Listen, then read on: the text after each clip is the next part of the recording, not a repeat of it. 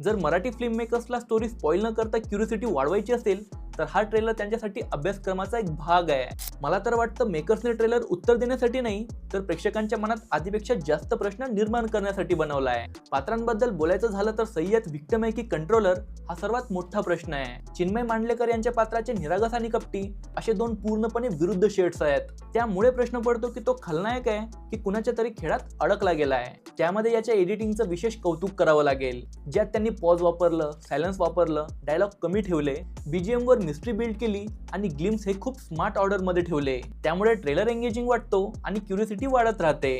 Colour grading बद्दल बोलायचं झालं तर प्रत्येक टाइमलाईन साठी वेगळा कलर पॅलेट वापरला आहे। त्यात एव्ही प्रफुल्लचंद्र यांचं बीजीएम तर या ट्रेलरचा आत्मा आहे, जो शेवटपर्यंत एंगेजमेंट आणि इंटेन्सिटी ही कमी होऊ देत नाही। एक गोष्ट मला खूप आवडली ते म्हणजे हा trailer character dynamic, investigation, dual identity आणि इमोशनल कॉन्फ्लिक्ट याकडे टीजरच्या कॅम्पॅरिझन मध्ये जास्त लक्ष देतो।